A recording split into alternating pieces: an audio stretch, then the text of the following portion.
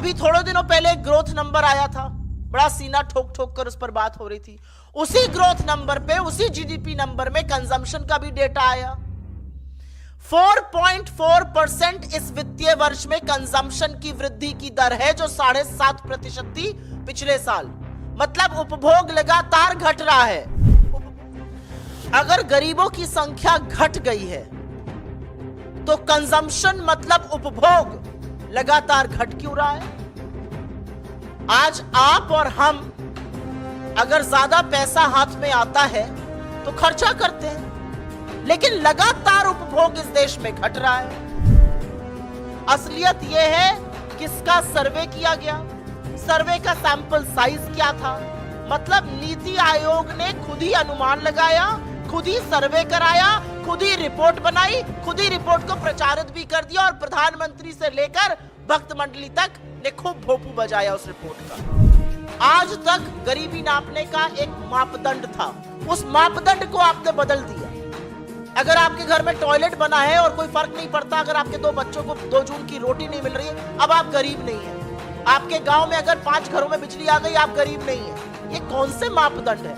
और ये दुनिया भर में कहीं नहीं होता है। आप सबको मेरा नमस्कार। और आज अदम गोंडवी के शब्दों से ही शुरुआत करते हैं। तुम्हारी फाइलों में गांव का मौसम गुलाबी है, मगर ये आंकड़े झूठे और ये दावा किताबी है। और ये मोदी सरकार से ज्यादा किसी के ऊपर चरितार्थ भी नहीं करता है। चुनावी मौसम है, जुमलों की बारिश के लिए तैयार हो जाइए। और जुमले इतने ज्यादा होने वाले हैं कि नए नए शगुफे उसमें रचे जाएंगे।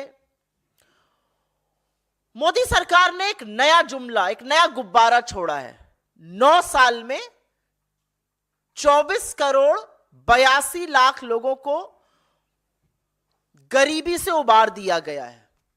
लेकिन कहीं ना कहीं ये गरीबों के खिलाफ एक साजिश रचने की भी बू आती है। अपने चिर परिचित अंदाज में यह गुब्बारा छोड़ा गया। प्रधानमंत्री से लेकर भक्त मंडली तक ने नीति आयोग के इस दंभ में खूब हवा भरी, लेकिन यह झूठ इतना बड़ा और यह मजाक इतना भद्दा था कि कुछ ही देर में फुस पटाखा साबित हो गया। मल्टी डायमेंशनल पॉवर्टी, बहुआमी गरीबी जिसको कहा जाता है, उससे करीब 25 करोड़ लोगों को उबार दिया गया। सरकार का नया जुमला यह है, उठा लीजिए, इससे किसी को क्या समस्या हो सकती है? हम सब चाहते हैं गरीबी कम हो, हम सब चाहते हैं गुर्बत कम हो, हम सब चाहते हैं लोगों को रोजगार मिले, हम सब चाहते हैं लोग संपन्न हो। अगर सरकार का यह दावा मान भी लिया जाए तो इस देश में ना बेरोजगारी है, ना महंगाई है, ना भुखमरी है, ना आर्थिक असमानता है। सब चकाचक चंगा सी है। लेकिन जमीनी हकीकत इस दावे के बिल्कुल विपरीत है। और इस जुमले में, इस गरीबी के कम होने वाले जुमले में 4 बड़ी समस्याएं हैं। ये जो जुमला, ये जो दंभ भरा गया है कि 24 करोड़ 82 लाख लोग गरीबी से उबार दिए गए हैं, इसमें 4 बड़ी समस्याएं हैं। उन चारों समस्याओं को संक्षिप्त में पढ़ देती हूं और उसके बाद उसमें डिटेल में बात कर लेंगे। अगर गरीबों की संख्या घट गई है तो कंजम्पशन मतलब उपभोग लगातार घट क्यों रहा है? आज आप और हम अगर ज्यादा पैसा हाथ में आता है तो खर्चा करते हैं, लेकिन लगातार उपभोग इस देश में घट रहा है। अगर सरकार की ही माने और गरीबी की दर 11.7% पर आ गई है, तो सरकार 11.7% का मतलब हुआ कि इस देश के 140 करोड़ में करीब सिर्फ 15 करोड़ गरीब रह गए। तो सरकार की क्या मजबूरी है? किस मजबूरी के तहत आपको 80 करोड़ लोगों को मुफ्त का राशन देना पड़ रहा है? और यहीं से साजिश की भी शुरुआत होती है और अभी उसके बारे में बात कर लेते हैं। नीति आयोग ने किस थर्ड पार्टी से यह आकलन कराया क्या इसकी पुष्टि आईएमएफ ने, क्या इसकी पुष्टि वर्ल्ड बैंक ने, क्या इसकी पुष्टि किसी थर्ड पार्टी ने की? और अंत में सबसे बड़ी समस्या इस जुमले के साथ यह है कि नीति आयोग ने गरीबी नापने के जो स्थापित मानक है, जो स्थापित मापदंड है, जो क्राइटेरिया है, जो दुनिया भर में इस्तेमाल होता है, उससे हटकर 12 मानकों पे गरीबी नापी गई है। और यह कितनी विचित्र और कितनी विडंबना की बात है कि उन मानकों में से ज्यादातर मानक वो हैं जो सरकार की फ्लैगशिप योजनाओं पर आधारित है। लेकिन कहते हैं ना कि झूठ की जिंदगी, झूठ की जो अवधि होती है वो बड़ी कम होती है। इस सरकार की पोल इस सरकार के आंकड़े ही खोलते हैं। अभी थोड़े दिनों पहले एक ग्रोथ नंबर आया था, बड़ा सीना ठोक ठोक कर उस पर बात हो रही थी। उसी ग्रोथ नंबर पे, उसी जीडीपी नंबर में कंजम्पशन का भी डेटा आया। 4.4% इस वित्तीय वर्ष में कंजम्पशन की वृद्धि की दर है, जो 7.5% थी पिछले साल। मतलब उपभोग लगातार घट रहा है, उपभोग लगातार कम हो रहा है। और अगर इस सरकार की मानी जाए कि करीब 25 करोड़ लोग अब गरीब नहीं रहे, तो वो रोजमर्रा की दैनिक दिनचर्याओं की चीजें क्यों नहीं खरीद रहे? साबुन, तेल, कंघी, मंजन, ये सब तो दैनिक दिनचर्या रोजमर्रा की चीजें हैं। इनको बेचने वाली कंपनियां जो हैं वो हिंदुस्तान यूनिलीवर और आईटीसी जैसी कंपनियां हैं। और उस कंपनी की तिमाही दर तिमाही जो सेल्स हैं, जो बिक्री है, वो स्टैग्नेंट बनी हुई है, वो बिल्कुल उसमें शिथिलता है। मांग की मंदी उनके आंकड़ों में साफ दिखती है। ब्रिटानिया अपना बिस्कुट नहीं बेच पा रहा है। तो जब लोग कम गरीब हैं तो वो साबुन की टिकिया, सिर पे लगाने वाला तेल, मंजन, बिस्कुट क्यों नहीं खरीद रहे? तो साक्ष्य जो गरीबी के हैं वो सरकार के दावों के बिल्कुल विपरीत है। ये पहला पॉइंट रखना जरूरी है, क्योंकि मांग में आई मंदी साफ झलक रही है। और अगर आप ज्यादा संपन्न होंगे और कम गरीब होंगे तो आप ज्यादा चीजें खरीदेंगे, ज्यादा उपभोग करेंगे, जो इस देश का गरीब नहीं कर रहा है। 19% से ज्यादा गरीबों की संख्या घटकर अब मात्र 11.7% पर आ टिकी है। अच्छी बात है, भगवान करे ऐसा हो। भगवान करे कोई बिना अन्न और आहार के भूखे पेट सोए नहीं। 140 करोड़ की जनसंख्या है इस देश की। 80 करोड़ को, मेरे देश को इस कगार पर ले आए हैं मोदी जी की 80 करोड़ को अगर मुफ्त का राशन ना दें तो भूखमरी से लोग मर जाएंगे। तो कहीं ना कहीं यह एक्चुअली पहल है इन 25 करोड़ लोगों को फ्री के राशन से वंचित करने की। यह साजिश, यह तैयारी शुरू हो चुकी है। राशन आपको देना पड़ रहा है 80 करोड़ को, कह रहे हैं सिर्फ 15 करोड़ गरीब है। यह कितना गंदा और भद्दा मजाक है, यह इनके आंकड़े दिखा रहे हैं। यह मैं दूसरी बात कहना चाहती हूं। तीसरी बड़ी बात यहां पर कहनी जरूरी है। मानक बदलने से सच तो नहीं बदल जाएगा। गरीबी नापने के कुछ तरीके होते हैं, उसमें से एक है कि क्या आपको पौष्टिक आहार, क्या आपको 2 जून का रोटी नसीब हो रही है। मानक बदल दिया गया कि अगर आपके घर में टॉयलेट बनवाया है सरकार ने, शौचालय अगर बनाया है, तो आप गरीब नहीं है। कोई फर्क नहीं पड़ता कि उसके बाद आपको आहार थाली भर मिल रहा है कि नहीं मिल रहा है। अगर किसी गांव में 5 घरों में बिजली का तार खिंच गया तो पूरे गांव को इलेक्ट्रिफाइड माना जाएगा और वो गरीबी के आंकड़े में जोड़ा जाएगा, वो गरीब नहीं रहेंगे। तो 5 घरों में अगर बिजली आ गई और अगर आपके घर में टॉयलेट बन गया, कोई फर्क नहीं पड़ता आपको खाने को नसीब हो रहा है कि नहीं हो रहा है, आप गरीब नहीं रहे। आपको इस सरकार ने संपन्न घोषित कर दिया है। चौथी और बड़ी बात, क्योंकि इनकी आदत है, बड़ा शौक है इनको, जब नेहरू से छूटते हैं तो यूपीए की सरकार पर आते हैं। यूपीए की सरकार के कार्यकाल के दौरान 27 करोड़ लोगों को गरीबी की सीमा रेखा से बाहर खींचा गया। पर यह हमने अपने कमरे में बैठकर आंकड़ा निकाला और ऐसा नहीं कर दिया। वर्ल्ड बैंक ने थर्ड पार्टी की रिपोर्ट की पुष्टि की, जो स्थापित मानक है दुनिया भर में, और ये ग्लोबल इंडिसेस के चलते जब वहां से पुष्टि हुई तो माना गया कि हां 27 करोड़ लोग गरीबी की सीमा रेखा से उबारे गए। यहां पर तो अपने ही मुंह मियां मिट्ठू बन जाओ, शंखनाद कर दो, बाकी काम तो चरण चुंबकों की मंडली कर ही देगी। असलियत यह है किसका सर्वे किया गया, सर्वे का सैंपल साइज क्या था। मतलब नीति आयोग ने खुद ही अनुमान लगाया, खुद ही सर्वे कराया, खुद ही रिपोर्ट बनाई, खुद ही रिपोर्ट को प्रचारित भी कर दिया और प्रधानमंत्री से लेकर भक्त मंडली तक ने खूब भोपू बजाया उस रिपोर्ट का। और अंतिम बात, जो मूल मुद्दा है, जो लब्बो लबाब है इस पूरे गरीबी के आंकड़े का, असल में मोदी सरकार गरीबों का मखौल नहीं उड़ा रही है, वो आप जैसे समझदार मध्यम वर्ग लोगों का, बुद्धिजीवियों का उपहास बना चुकी है, इस देश का मजाक बना रही है।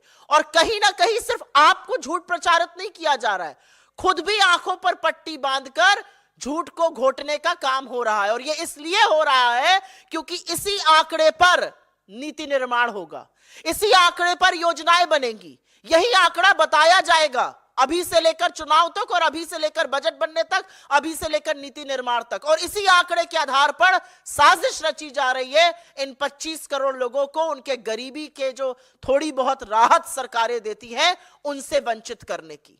यह साजिश है इन 25 करोड़ लोगों को जो सेफ्टी नेट भारत सरकार को देना चाहिए और देती है उससे निकालने की।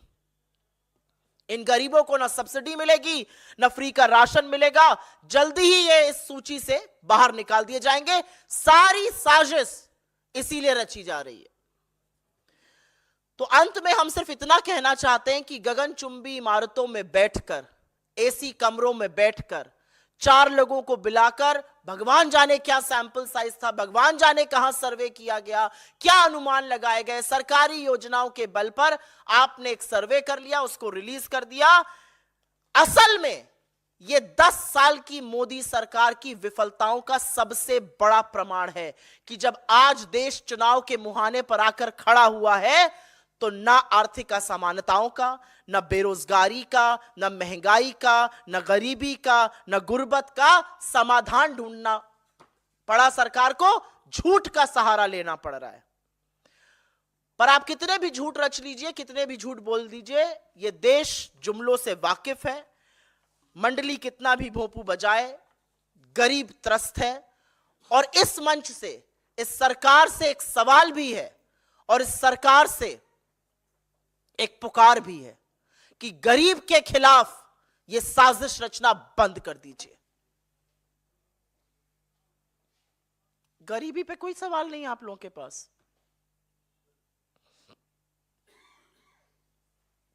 इतना बड़ा झूठ इस सरकार ने बोला, इतना बड़ा झूठ परोसा गया। आप लोग टीवी चैनलों से आते हैं, अखबारों से आते हैं, कितने लोगों ने उसको दिखाया, उसकी असलियत किसी ने बयां करी, किसी ने सवाल पूछा। और अगर इतना बड़ा कीर्तिमान स्थापित किया है तो मैं तो इस मंच से चुनौती देती हूं, मोदी जी अपनी वित्त मंत्री के साथ आए और एक प्रेस कॉन्फ्रेंस करें और इतने बड़े कीर्तिमान को जो उन्होंने स्थापित किया है उस पर कुछ सवाल ले लें, लेकिन ले नहीं पाएंगे। आप लोगों के पास गरीबी पर कोई सवाल नहीं है। बाहर निकाला तो इस हिसाब से जो वो 24 करोड़ लोग हैं, आप ये चाहते हैं कि सरकार जो अपना फ्री राशन दे रही है उसको भी इंट्रोस्पेक्ट करना चाहिए उनको। मैं ये कहना चाह रही हूं कि 24 करोड़ 82 लाख लोगों को जो निकालने का दावा किया जा रहा है वो झूठा है, वो गलत है, वो गलत मानकों पे आधारित है।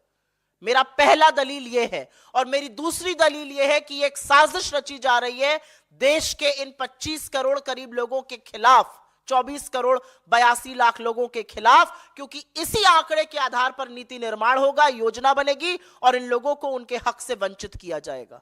और इसीलिए मैं आगाह करना चाहती हूं किसी को भी कि इन आंकड़ों से भ्रमित ना होइए और सरकार के झूठ को पकड़िए। आज तक गरीबी नापने का एक मापदंड था, उस मापदंड को आपने बदल दिया। अगर आपके घर में टॉयलेट बना है और कोई फर्क नहीं पड़ता, अगर आपके 2 बच्चों को 2 जून की रोटी नहीं मिल रही है, अब आप गरीब नहीं है। आपके गांव में अगर 5 घरों में बिजली आ गई, आप गरीब नहीं है। ये कौन से मापदंड है? और ये दुनिया भर में कहीं नहीं होता है। अपने ही मुंह मियां मिट्ठू बन लो, अपनी ही पीठ थपथपा लो, अपना ही सीना ठोक लो, ये एक नया मानक है इस देश में।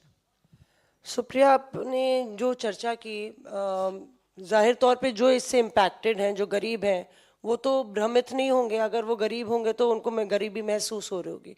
बेनिफिशरीज एक बड़ा वोट बैंक है मोदी सरकार का, और उसकी जो स्कीमें हैं उसके तर्ज पे सरकार बीजेपी क्लेम करती है कि वो सत्ता में वापसी करती है अलग अलग राज्यों में।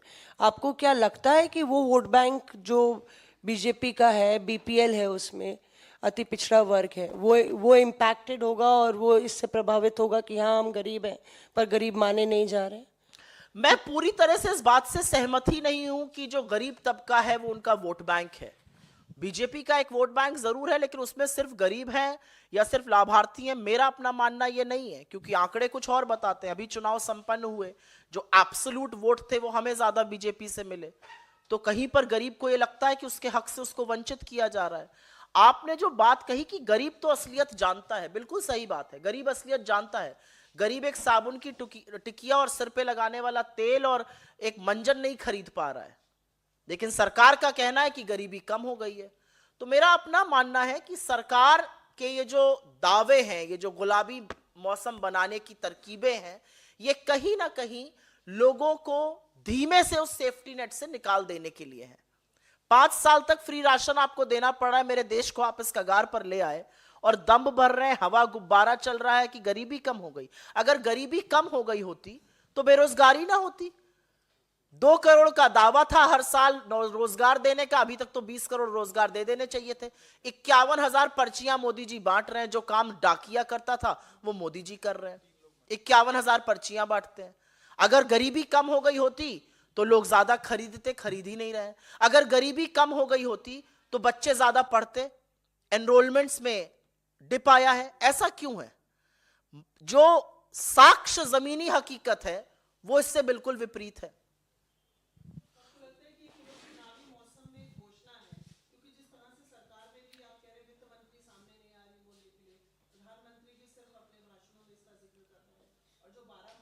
आपको नहीं लगता कि नीति आयोग ने एक रिपोर्ट निकाल दी?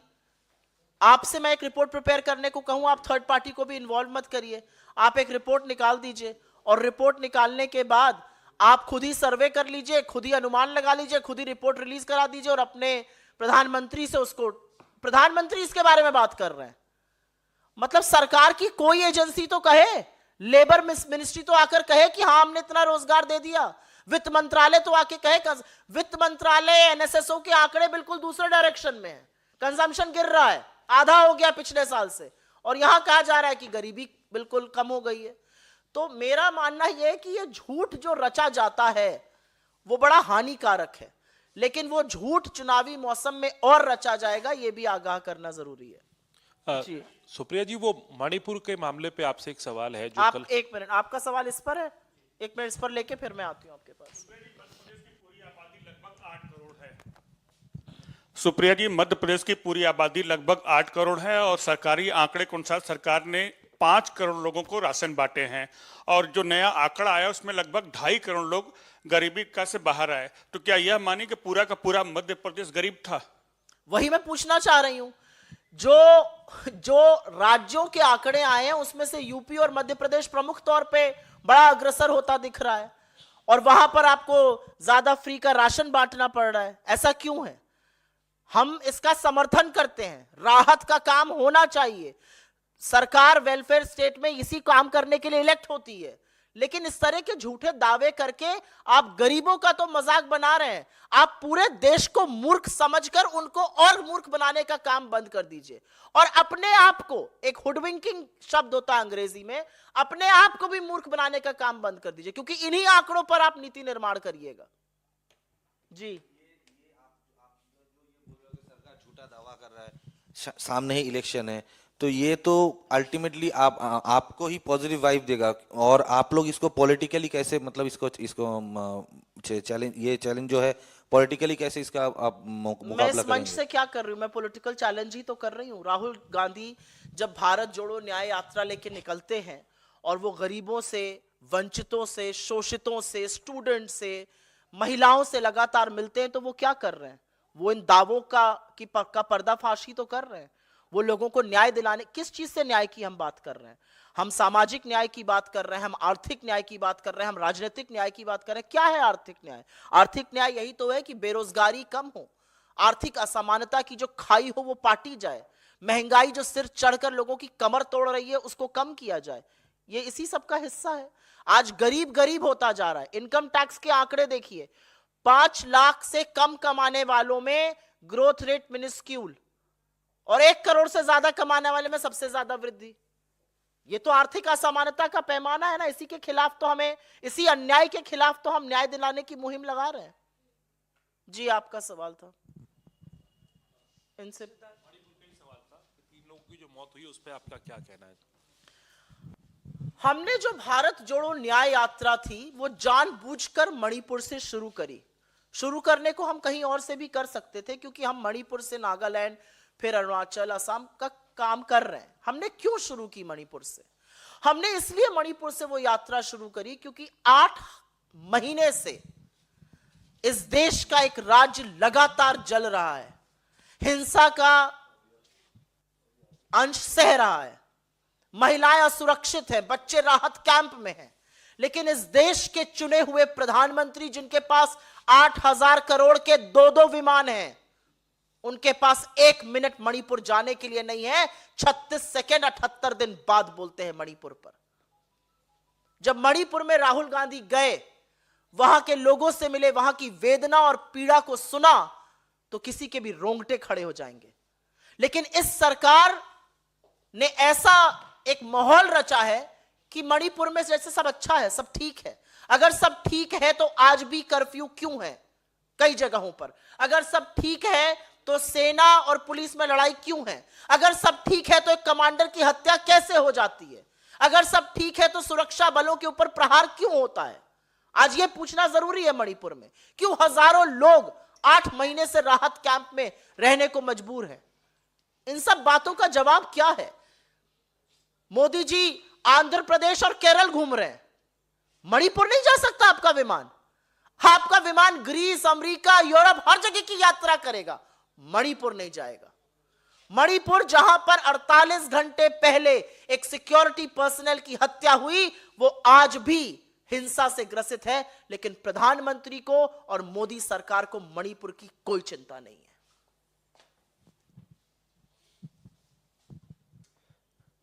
सुप्रिया, ये सवाल आपके मीडिया डिपार्टमेंट से रिलेटेड है। अभी एक नोटिस हम लोग ने देखा है, जो कारण बताओ नोटिस आलोक शर्मा जी को जारी किया गया है। उनके कुछ उन्होंने बयान दिया था कमलनाथ पर। क्या किया गया? आलोक शर्मा जी को कारण बताओ नोटिस दिया गया है। उन्होंने कमलनाथ पर कुछ टिप्पणी की थी कि वो बीजेपी के साथ जो है उन्होंने कांग्रेस को हराने का काम किया है मध्य प्रदेश। मुझे इसके बारे में कोई जानकारी नहीं है और मैं देखूंगी ये क्या बात है और उसके बाद इस पर बिल्कुल टिप्पणी दूंगी अपनी। और एक जो मामला आ रहा है अंकिता गुप्ता का, राहुल गांधी की यात्रा असम पहुंच रही है और वहां पे पोस्टर बैनर्स लगे हैं। अंकिता गुप्ता ने कहा कि वो प्रोटेस्ट करेंगी। उन्होंने आरोप लगाया था उत्पीड़न का। श्रीनिवास आपके IOC प्रेसिडेंट है उन पर। मेरे लिए ना ये थोड़ा सा व्यक्तिगत विषय है, क्योंकि कांग्रेस पार्टी से ज्यादा महिलाओं का सम्मान और महिला सुरक्षा का दावा अन्य कोई पार्टी कर नहीं सकती है। हमारे यहां जिस तरह से महिलाओं को सुरक्षित रखा जाता है, जिस तरह से उनको अभिव्यक्ति की आजादी है, वो किसी और पार्टी में नहीं है। जिस मामले का आप जिक्र कर रही हैं, क्योंकि वो कोर्ट में लंबित है, मैं उस पर बहुत कम टिप्पणी करना चाहती हूं। 10 महीने हो गए और जिस व्यक्ति के खिलाफ आरोप लगा वो तमाम बार जांच एजेंसियों के सामने उपस्थित हो गए, अपना पक्ष रख दिया। सुप्रीम कोर्ट से उनको बेल भी मिली हुई है। और असलियत यह है कि असम पुलिस और असम सरकार ने 10 महीने हो गए अभी तक हलफनामा दायर नहीं किया है। तो मेरा अपना मानना है कि महिला सुरक्षा एक बहुत गंभीर विषय है, उसके साथ खिलवाड़ नहीं करना चाहिए।